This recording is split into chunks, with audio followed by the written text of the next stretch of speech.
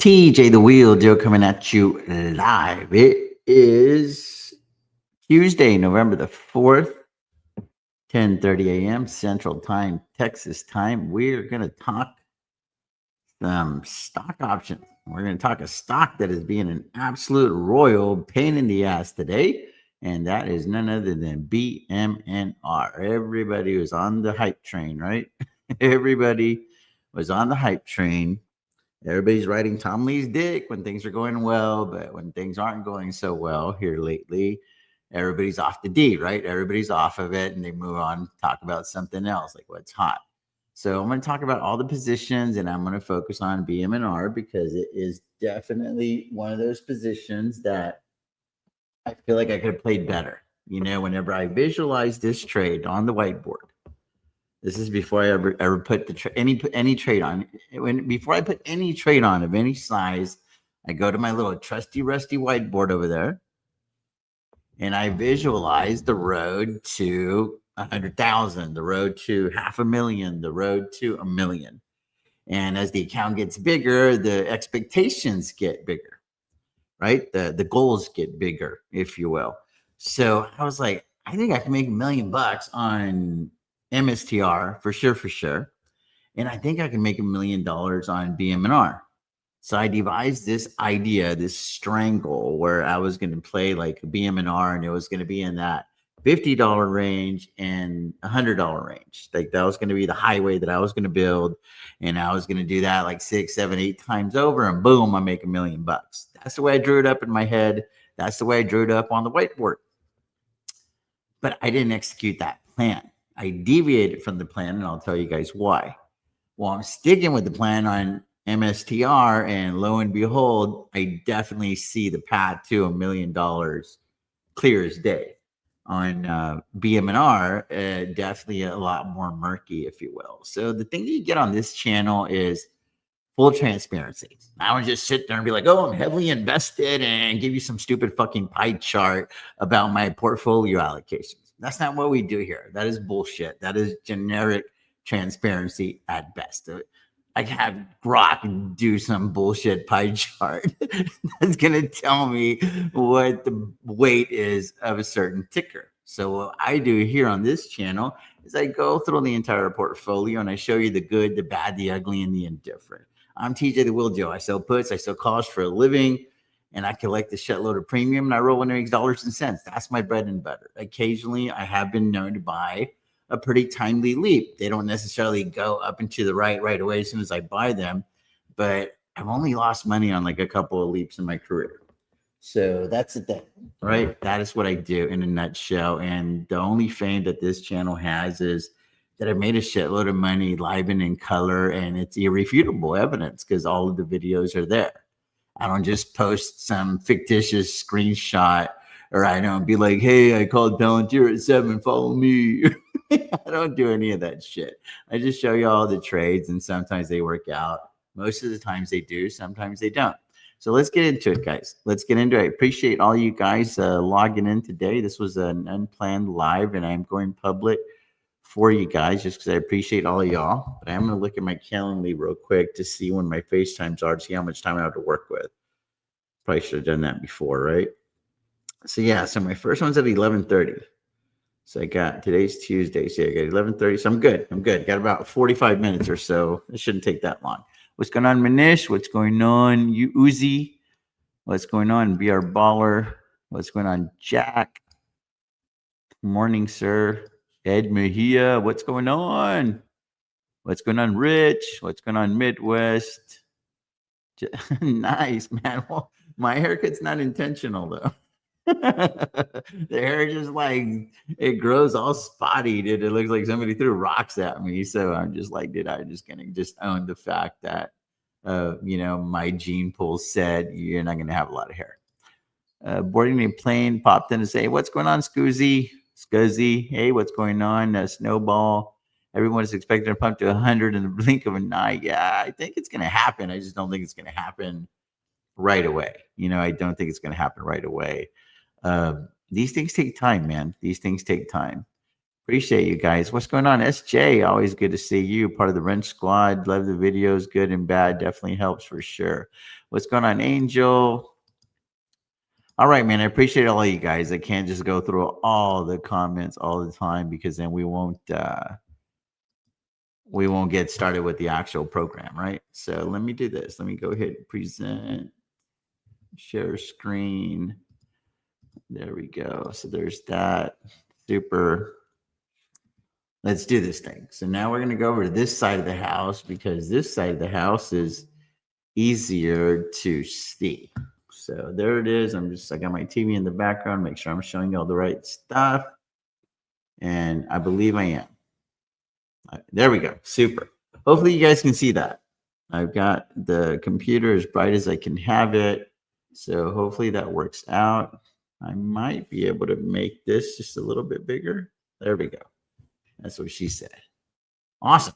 Let's get into it. Let me make sure I got it on days to expiration. It's always the metric that I look at because I'm like, what's actually expiring here right now? Like, what needs to be dealt with? You know what I mean? That's why days to expiration is my preferred metric as far as like lining up all the trades, if you will. But I got something special for you guys today when it gets to Bmnr. So we got it over here at the bottom.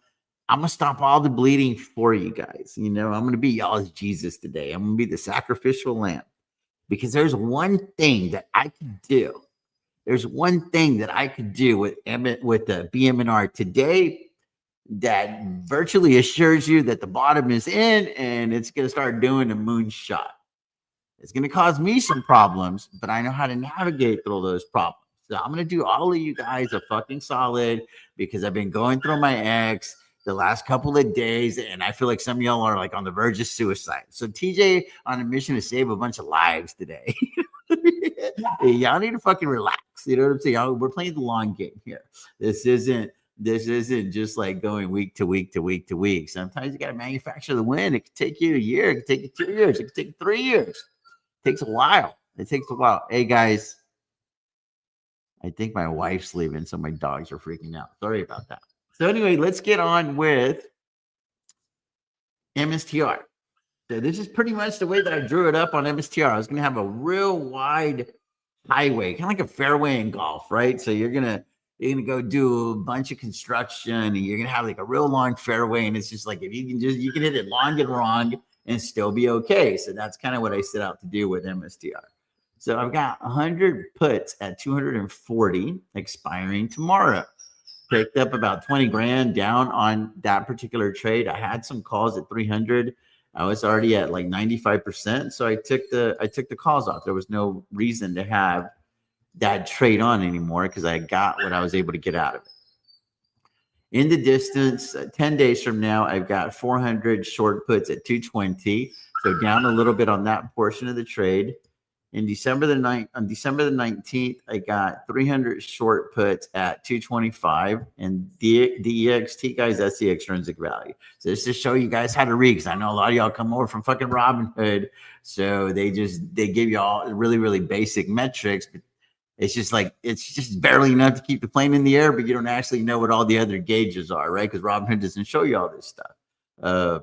You can find it, but you got to go look. You got to be able to go look for it. Whereas here on Tasty Trade, all of the information is right in front of you, but you got to learn how to read it. So symbol is pretty self-explanatory. It's like, what's the symbol that we're looking at?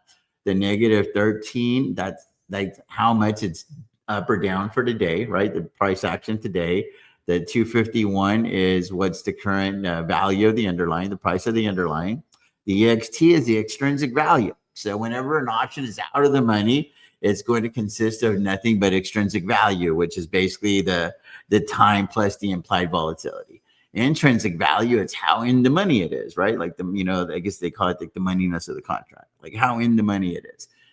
All of these options are out of the money, so they consist of nothing but extrinsic value. So if you add up all of these options right here, it's going to add up to $690,000. So you're going to often hear me say things like, that's how much meat is left on the bone. The extrinsic rate of return is a calculation that is really, really important to me. To me, it's just a metric to let me know how capital efficient this trade is or isn't.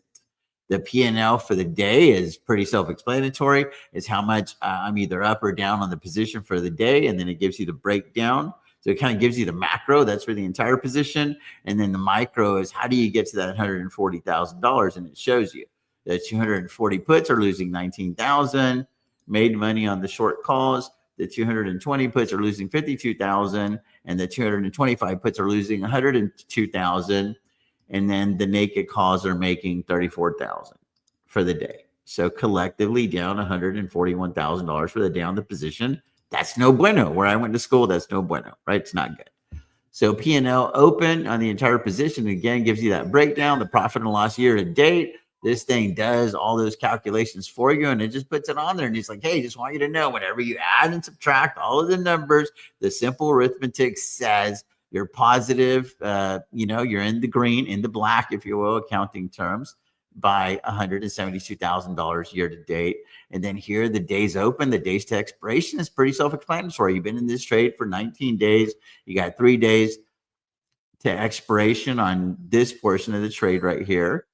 Over here, you had 3 days, but you closed it out. Over here on the 400s, the 400 short puts at 220. You've been in the trade for 14 days, and you got 10 days left to expiration, and so on and so forth. The theta is how much, I call it the theta snowman, right? Because it looks like a little snowman, and I call it because the theta is melting away, right? So essentially, the theta, the extrinsic value, ultimately tries to make its way over to the net liquidation value on the account. So right now, this particular position is collecting $42,000 in theta per day.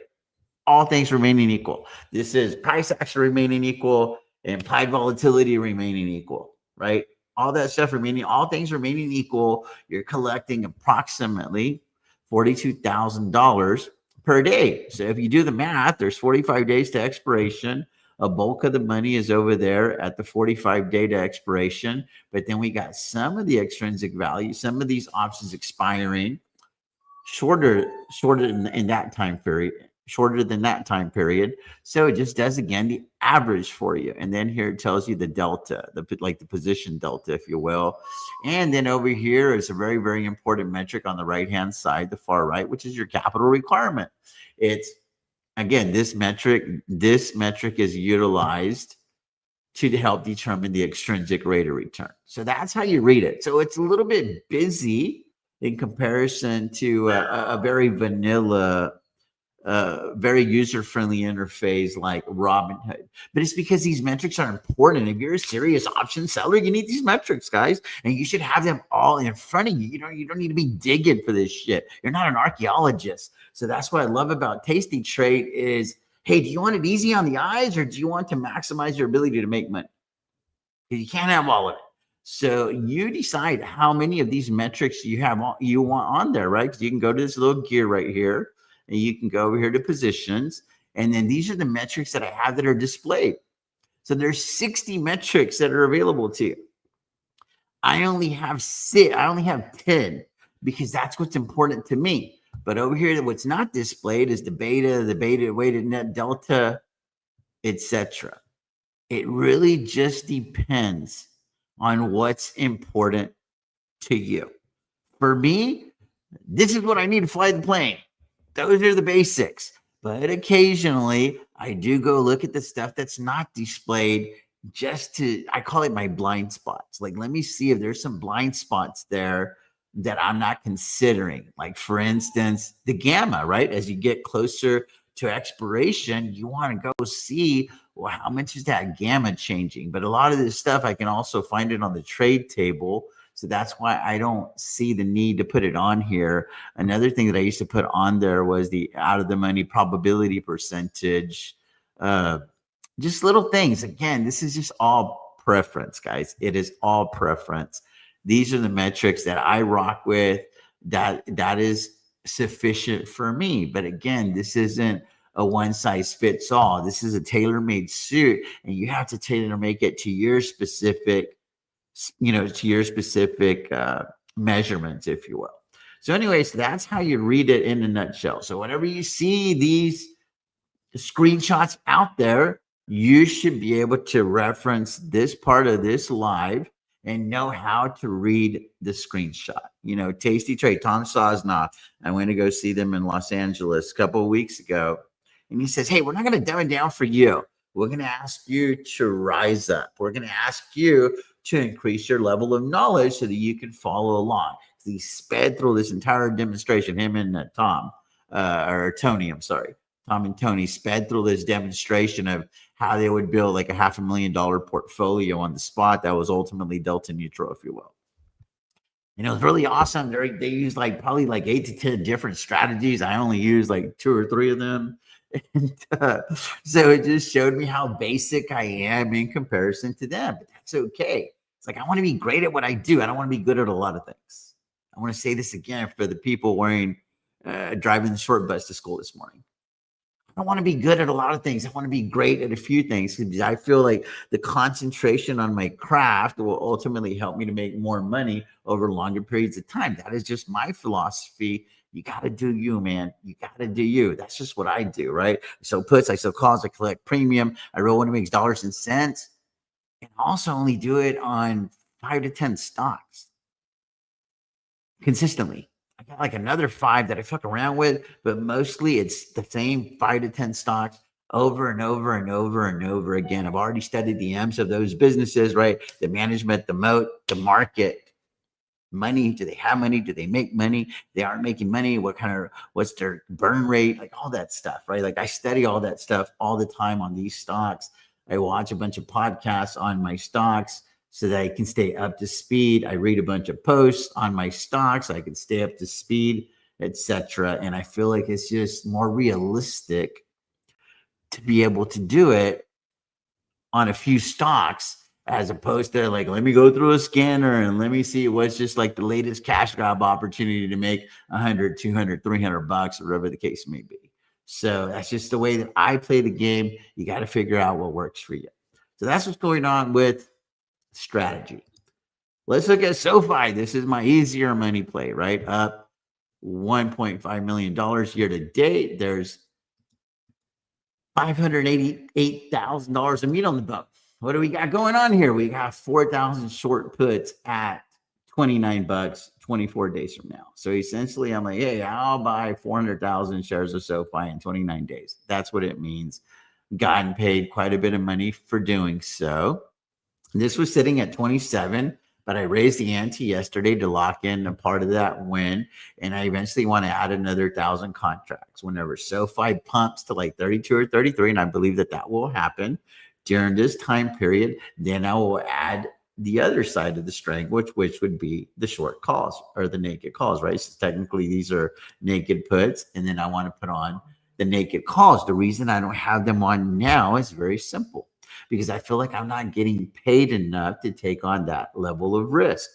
Because I feel like SoFi has more risk to the upside than it does to the downside. So whenever I sell a strangle, in my mind, I automatically determine which one is the easy money side versus which one is the hard money side. In other words, if I can only play one side, it stands to reason that I should play the easy money side. So that is what I'm doing, is I'm playing the easy money side. I feel like the money's easier. The easy money to be made is on the short put side right now. It's not let me just sell 37s 29 days from now, $37 naked calls, 29 days from now, get paid $400,000 or $500,000 for that, whatever it is. I feel like that's not really easy money.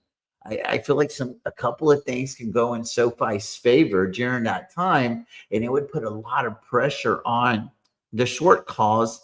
And it would be uncomfortable because I'm always trying to solve this riddle, is how can I make the most amount of money while maintaining my sanity and feeling comfortable along the way, or at least semi-comfortable along the way. So I feel like, let me just try to go make money on some short puts right now. If there's a pump and I feel like SoFi is really, really getting oversold here, or overbought, I'm sorry, then that's when I'll introduce some short calls as well. But I'd rather just only be on those short calls for a couple of weeks. I'm not comfortable being in these short calls for 30 days at a time.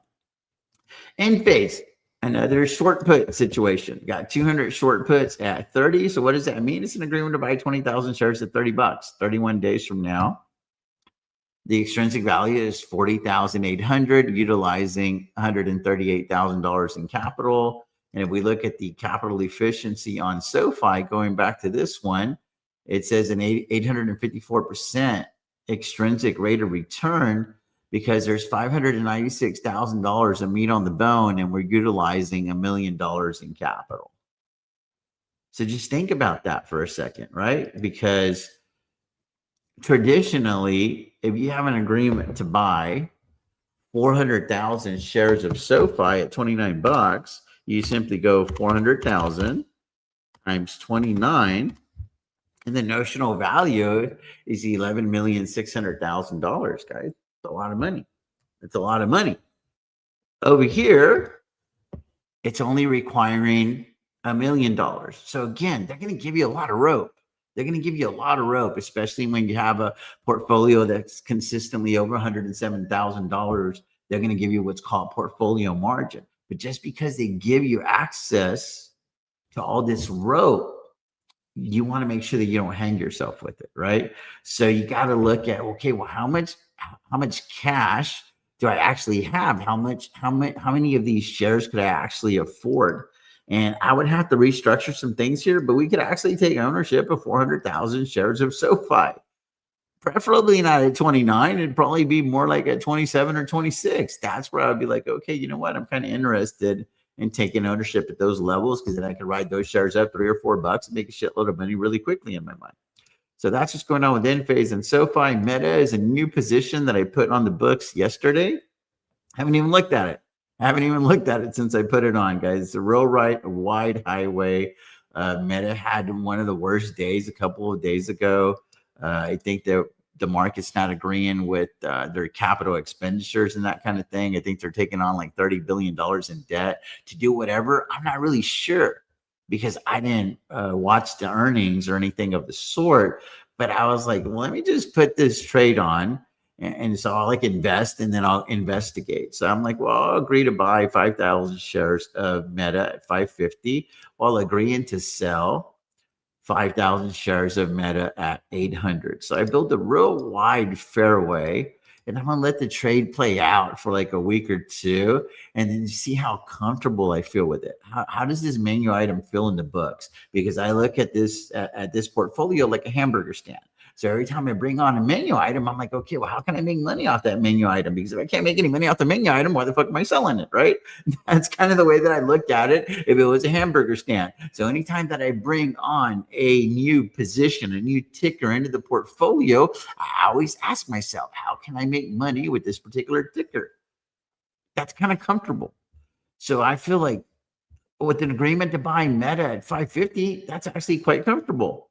An agreement to sell Meta at $800, that's really comfortable, because I don't think that the sentiments are real great right now. So I just don't think that it's going to pump to $800.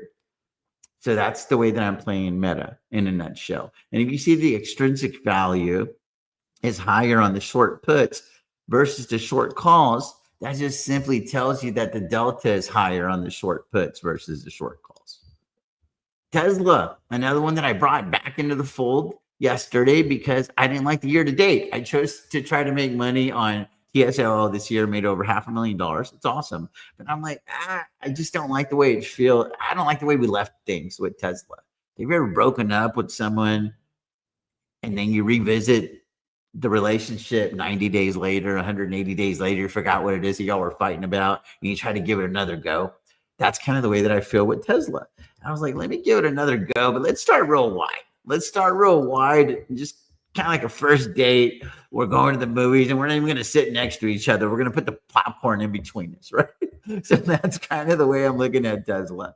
And I'm like, okay, I'm going to agree to buy 10,000 of these shares at $350 while agreeing to sell 10,000 of these shares at $650. And they paid $75,000 to take on that risk. And they're utilizing $570,000 in capital. Again, if this was just a traditional cash secured put, the collateral is $3.5 million. That's why, you're seeing a bunch of posts that they're tagging me on saying, oh my God, I get it. Just because of sheer capital efficiency, it makes all the sense in the world to use a more serious brokerage like for option sellers, like a Tasty Trade, because of capital efficiency. But if you don't understand capital efficiency, dude, I'm not talking to you. It's all good. You do you. I love Robinhood. I love the platform. I love the company, but I would never go sell options on there again. They didn't want me on the platform, and I would never want to be on the platform again because they can't do this, and they're probably not likely to do this for a really long time. So, it is what it is. Everybody does what's best for them. That's what makes the market. It's beautiful. So Amazon, what's going on with Amazon? This is a really, really big position that I'm babysitting. I feel like it is going to turn positive in a really, really big way, and we're running the range game, right? So we need 245 and 270. So it's not as wide as I would like to. So we got $796,000 in extrinsic value. I'm willing to give 100,000 of that back to widen a little bit more so we can make it to the finish line. I like to be positive 500,000 by the end of the year. Palantir is a trade that we brought on like a day or two ago. Actually, I guess it was 5 days because I changed the puts. Yeah, so it was actually 5 days. This one's only showing a day because it's showing the roll here. And I think I can probably pull it up by the order chain. It'll tell you there. Yeah, so you guys can screenshot that, but it tells you everything. Again, this thing just does all the freaking books for you. So this is just as transparent as it could get. So it tells you everything that I did with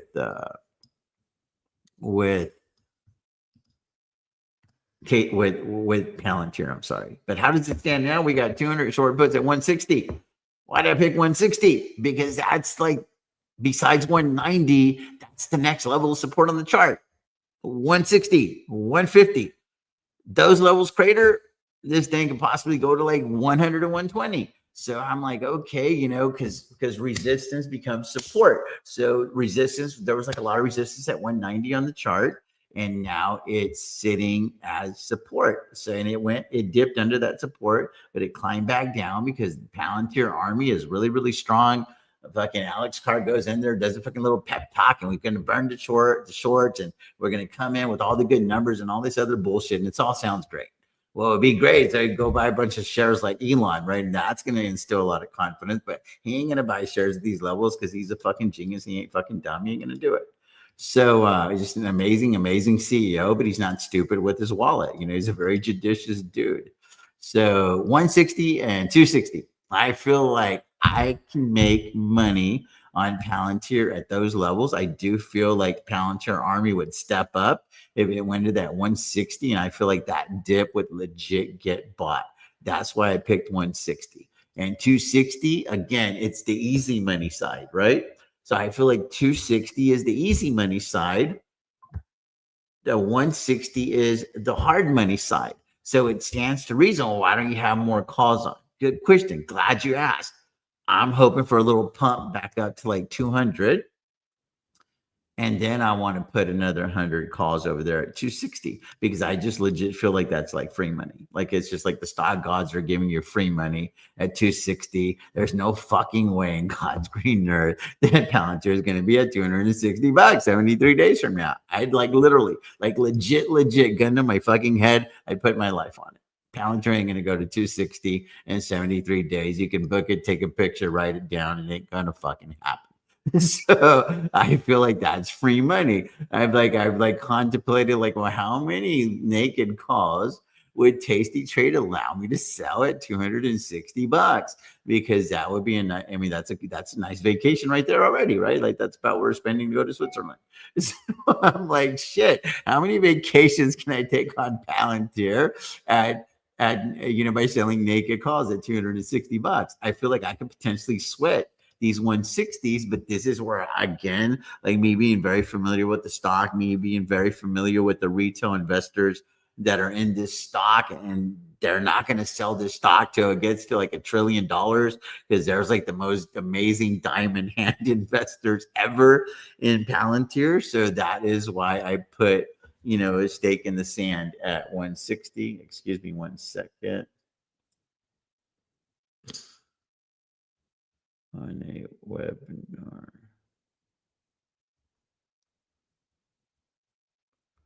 Give me a second, guys. Sorry about that.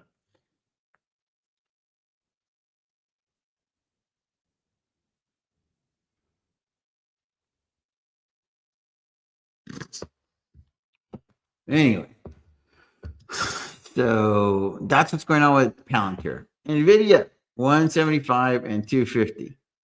I feel like NVIDIA gets bought up. The dip gets bought up at 175 if it goes to those levels. And I feel just the way I talked about Palantir at 260. That's how I feel about NVIDIA at 250. And that's why I put those trades on the books. Hood is another one that I brought back into the fold not too long ago, 4 or 5 days. And I was like, let me go real wide with this thing because these Hood investors, they're basically the same ones as Palantir. So they're fucking diamond hands, man. So this thing is not likely to dip too low because a lot of these retail investors are sitting on 5, 6, sometimes probably even 10x gains. And they're like, I ain't selling this thing. The tax implications are too high. Whatever the shit they tell themselves, they're not going to sell those shares, I feel. So I have an agreement to buy 15,000 shares of Hood at 110 and an agreement to sell 10,000 of those shares at 195. So that's the range game. And then in the distance, we got Google at 250 and 300. That is a trade that I feel like I'll have to keep adjusting for the next year or so. Eventually, I'll have the fairway wide enough to be able to make it to the finish line. Same thing with Apple. I feel like, a year from now, this thing will be at like 260 and like 320, 330, something like that. And I'll be able to find the finish line. So anyway, this is where I'm going to do y'all a solid though. There's 40,000 shares of Bmnr. 40,000 shares of Bmnr, and I no longer have covered calls on those shares because I closed them out. So we're at like 98%. So I closed them out, and I got 800 leaps at $75 January the 15th, 2027.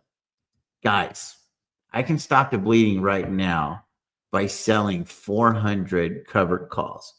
This isn't sunny and 75. This isn't ideal conditions to do this shit. It just isn't. But this is what I know about these very fickle stock gods. The minute I sell those covered calls, the floor is going to be, it's going to be in on Bmnr because they're not going to let me go get some of that easy money, right? So that's what I'm going to do for you guys today. But I got to switch over. To this side in order to do that because I'm just more comfortable over here to do this kind of thing. So let me look at the TV to make sure it took me to the right. There we go. Super. So how do you sell a covered call on Tasty Trade? It's pretty simple. You just click on the position and you hit trade, and it brings you to the options chain. So you don't have to go trade options, sell puts. So you don't have to do any of that shit. You can have puts on the right side, calls on the left side, because that's what every other fucking order chain is. Robinhood, I think through Legend, they finally figured that out. Took them a while, but they got there. Well, Tasty Trade's already there.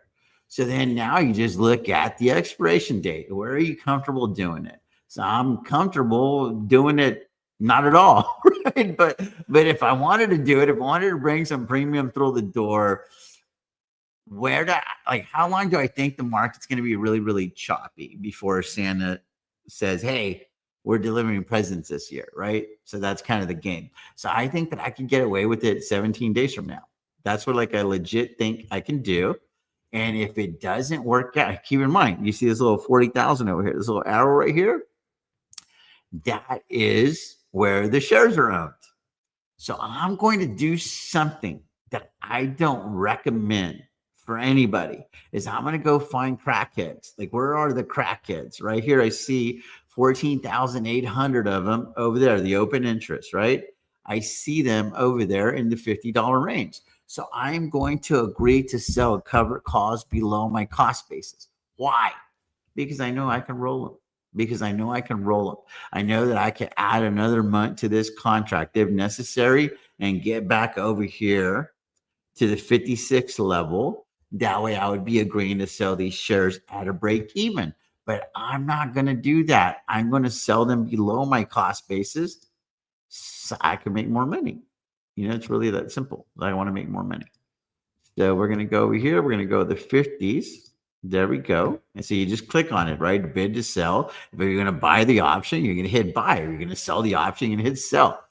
not rocket science, guys. This thing is pretty awesome. And then I'm going to click 400 contracts. I'm going to type in 400 contracts. And then I'm going to get it. I'm going to put it like right here. I'm going to take it down right away just to get it filled because I want to get it filled. And you hit review and send.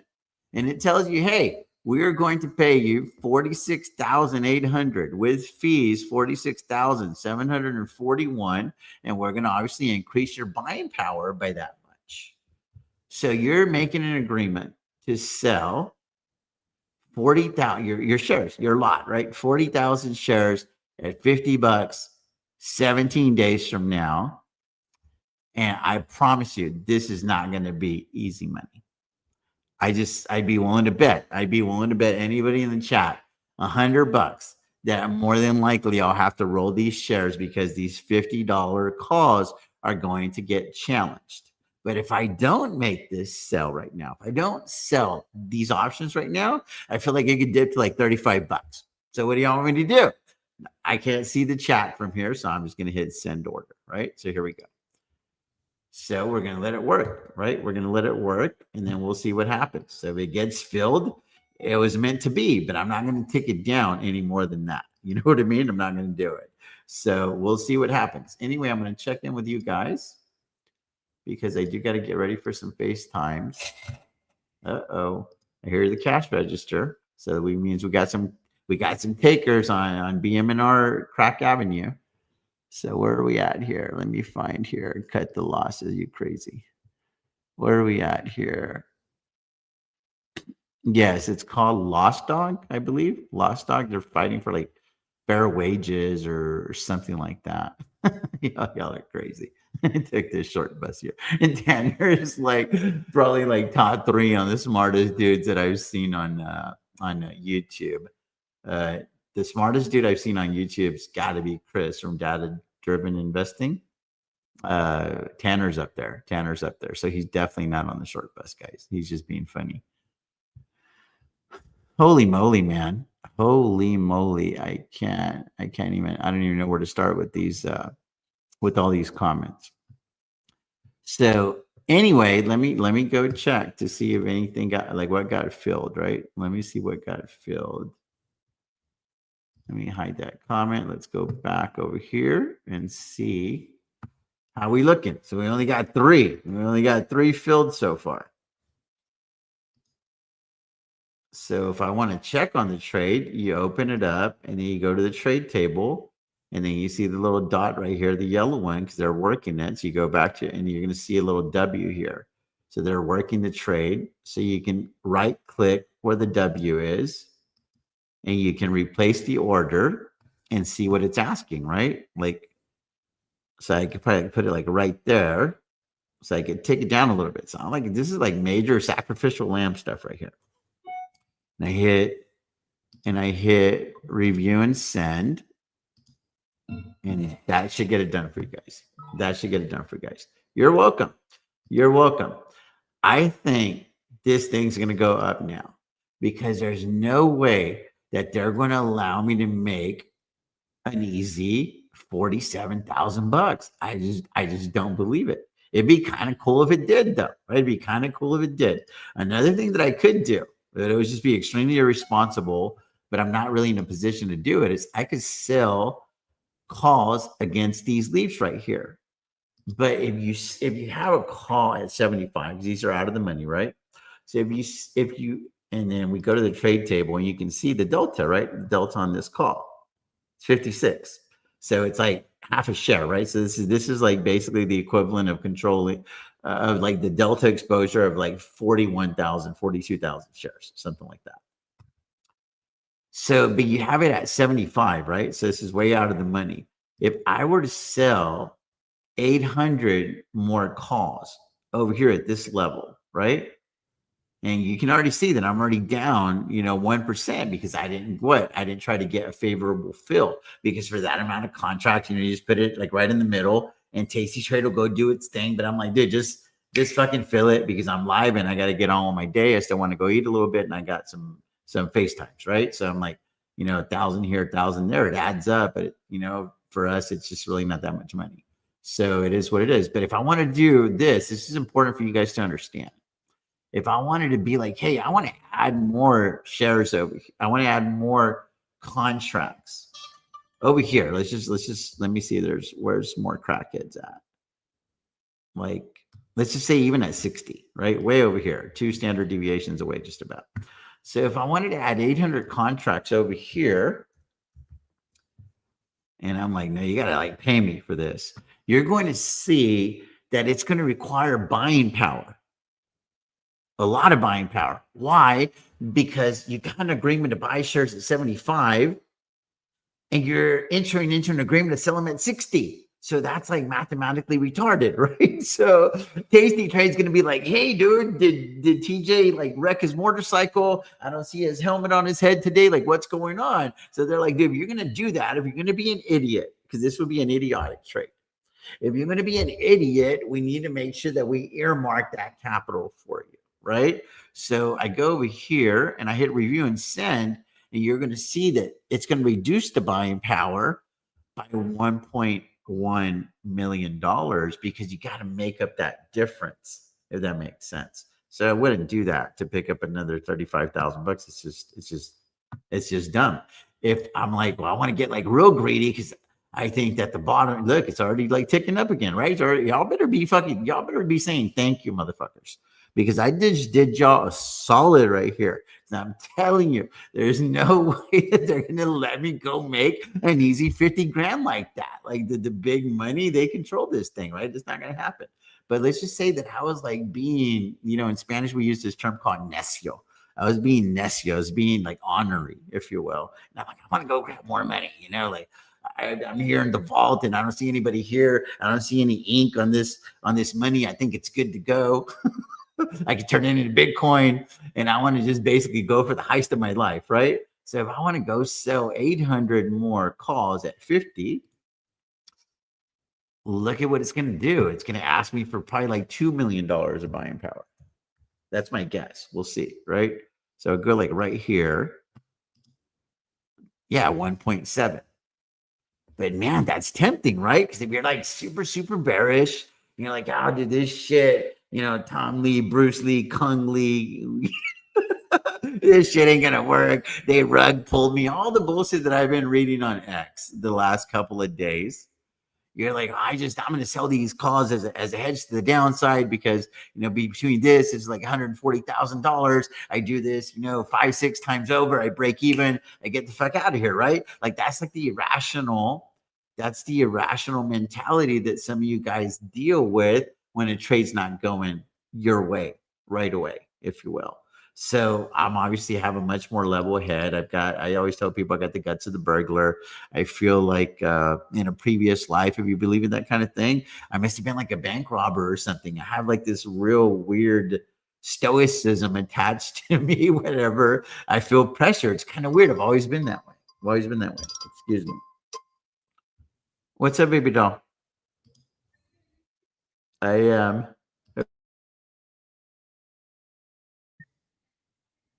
All right, later. Bye. My wife always knows. She must get notifications on her phone that lets her know that I'm on YouTube. And she acts like she doesn't watch my channel. I think she does.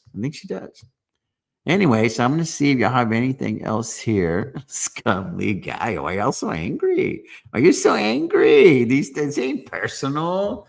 Bmnr doesn't know that I'm a shareholder. None of this is personal, guys. We're just playing a game of math. I was just like, well, shit. There's no I thought about doing it when it was like at 46 bucks or something like that. I thought about rolling the 400 calls that I had because I had them for sale for this Friday at 62. And it was like at 47, 46, something like that. And I thought about rolling them out a month and keeping them at 62 because I was going to bring in like another $100,000. And I chose not to do it because I thought that it was going to bounce. I thought that it was going to bounce from there. And I was like, I'll make more money if I wait for the bounce.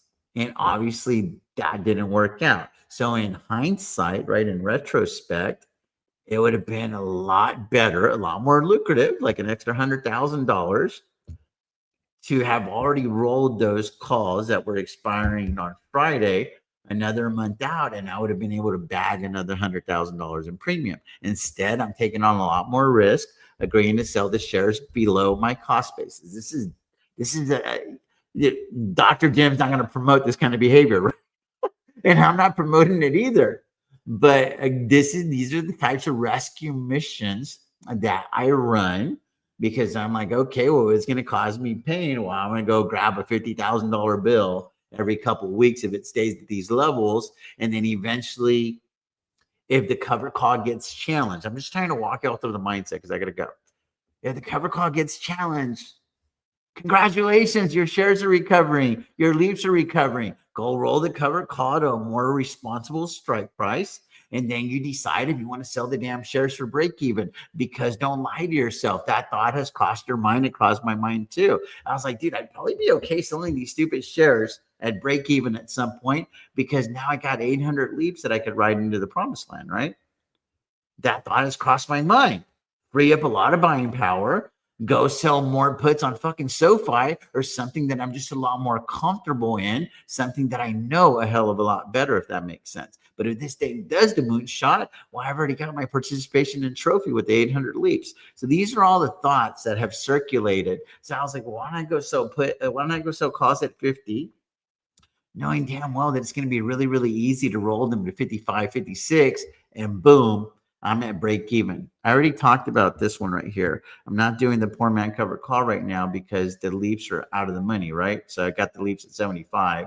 So if I sell the calls at 50, also got to pony up $1.7 million of buying power. So I just think that that's a poor use of capital, because if I'm going to go tie up $1.7 million in capital running a strangle on Microstrategy or Tesla or something that I'm a lot more familiar with, even, I'm going to make a lot more money. So that's why it doesn't make any sense to sell the naked calls at a cheaper strike than the long calls, if that makes sense, because the buying power is buying power, right? That's your bankroll. That's everything whenever you're an option seller. So I hope that helps you out, Will. Anyway, man, I got to get going. I appreciate you guys, man. I have definitely lost some weight, guys. I'm down 31 pounds now, year to date. I've gone down 20 pounds right away, and then I gained most of it back. And in the last month, I lost those 20 pounds back. So I still had net 10 positive. So it was like a stock market, right? It's like it went down, went back up, and now I'm coming back down. So my year-to-date pound wise down is 31, and I'm going for 50. So I don't know if I'm going to get there, right? I got to get World Series, and it sucks because Thanksgiving is my favorite holiday. I want to eat turkey. I haven't had a soda in like 35 days probably. And I'm like, I'm gonna have a Mexican Coke with my Thanksgiving meal, right? Like I'm already like a fiend, like I'm already planning it out. I'm gonna buy the big one, like the medio litro, and it's gonna say like exceso azúcar, exceso calorías, like excess sugar, excess calories. It's just, this thing's got enough sugar for your body for like a week, like it's like that kind of thing, like the recommended daily allowance. It's like drink one of these a week, and that's probably all the sugar that you can have total. So what I'm saying is I think it's going to be hard to hit my goal because of Thanksgiving and Christmas and whatnot, and then we're going over to Switzerland. So but I'll be happy with another 10. I'll be happy with another 10 if I can tip the scales December the 31st, 10 days lighter than I am now. I feel like I have made the lifestyle change, and I can shoot for another 15 pounds in 2026, slowly, like a pound every other. You're really just trying to trim fat, not trying to keep whatever lean muscle that I might have in my body. I would just like really be just trying to like trim fat at that point, get my body level, my body fat percentage lower, get rid of some of that visceral fat or whatever, because that's just bad for your organs and health in general. So that's the goal. So anyway, I appreciate you guys, man. I appreciate you guys. Yeah, I'll do them every once in a while, but mostly I'm focusing on the book right now, and I'm focusing on the members because they're the ones that got me here, right? So anyway, I appreciate each and every one of you guys, 4,700 people that have seen the link on X. I appreciate the 180 people watching me live on YouTube. That's probably one of the larger numbers that we've had on the channel. So I appreciate each and every one of you guys. I hope y'all can appreciate that I did you guys a fucking solid today. I feel like Bmnr is going to find the bottom here, and this thing is going to, like, I'm going to be down like $30,000 on those freaking covered calls here pretty soon. But I'm okay with that. I'm okay with that. Why? Because every dollar that Bmnr goes up, I'm making $40,000 on the shares, and my leaps are gaining value as well. So I just want y'all to understand all the gimmies and gotchas, and please don't do a trade like this. Like, you always want to sell calls at or above your cost basis. You might not have the same genetic makeup as me. You definitely don't, right? We're all individual. We're all unique. You don't have the same temperament. You don't have the same know-how, etc. Please don't do it. Please don't do it. But again, I'm fully transparent. So I show y'all, even when I'm doing naughty stuff, this is like Santa naughty list shit right now that I did. Selling calls below your cost basis. Now, keep in mind, I've already successfully completed a couple rounds of covered calls. So my cost basis on the shares is like 56. My adjusted cost basis is about 51 and some change, 52. So it's not really as bad as it looks, if that makes sense. Anyway, I gotta get rocking and rolling. I appreciate each and every one of you guys. It's always love. If I'm a little bit of an asshole to you on X, like I am with like that guy Captain Crunch, then it's all in good fun. I don't know these people. I'm just being funny. I don't take that shit too seriously. You follow me? I gotta go. TJ the Wheel Deal signing off. As always, from your Sky Stay Blue Stock Screen. Peace out. God bless you guys.